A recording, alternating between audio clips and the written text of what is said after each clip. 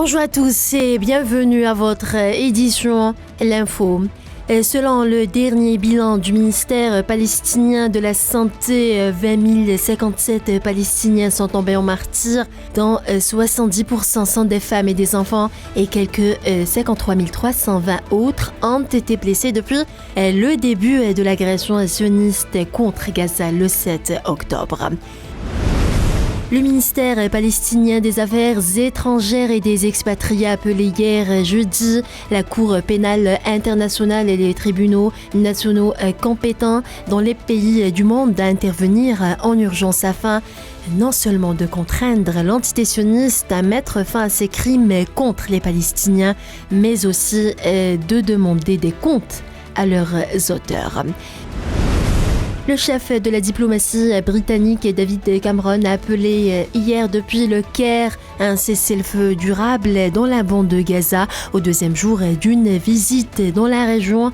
Il faut faire tout ce qui est possible pour faire entrer l'aide à Gaza, où la population est dans une situation désespérée, a alerté le ministre lors d'une conférence de presse au Caire avec son homologue égyptien Sama Choukri.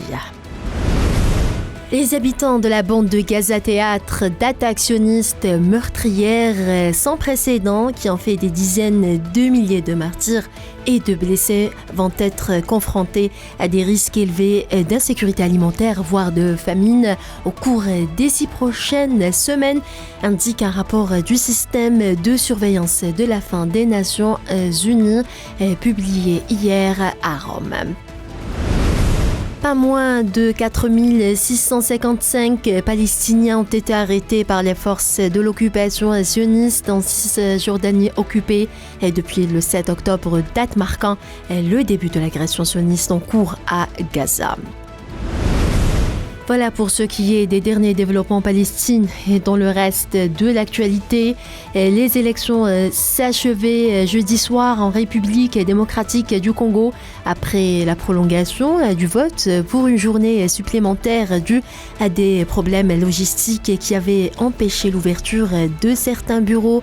Les premiers résultats partiels de la présidentielle seront publiés ce vendredi, a affirmé un responsable de la commission électorale.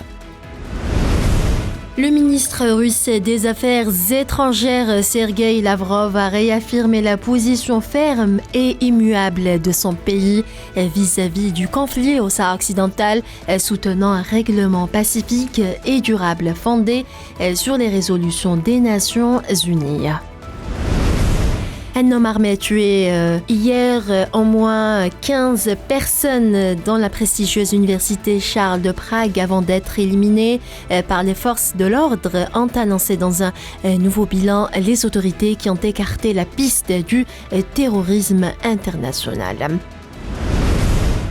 Le bilan des morts à la suite du séisme de magnitude 6,2 qui a secoué le nord-ouest de la Chine s'est alourdi à 31 dans la province du Qinghai, selon les autorités locales. Une vingtaine de personnes ont été tuées et plusieurs autres blessées dans une attaque armée signalée jeudi dans le nord-ouest de la République centrafricaine, selon des sources locales. Le bilan de l'explosion et de l'incendie du principal dépôt de carburant de Guinée est passé de 18 à 23 morts, a annoncé le gouvernement, alors que des heurts ont opposé le même jour à Conakry les forces de sécurité à des groupes de jeunes réclamant de l'essence dans les stations-service. Près de 6 millions d'enfants ont sombré dans la faim dans les 10 pays les plus confrontés à une aggravation de la crise alimentaire cette année, selon la classification intégrée de la sécurité alimentaire. Depuis janvier, 5,8 millions d'enfants, soit environ 16 000 enfants par jour, sont entrés cette année dans des niveaux de faim chroniques au Soudan, en Somalie, au Burundi, à Djibouti, en Gambie, à Haïti, au Liban, au Libéria, au Sénégal et au Malawi, selon l'initiative dont les données ont été analysées par l'ONG Save the Children.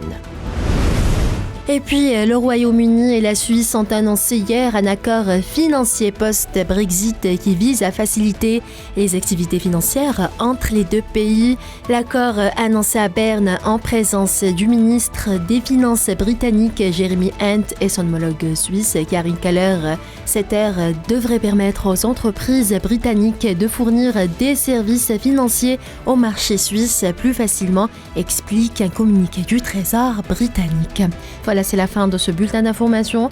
Merci à vous tous de l'avoir suivi et à demain.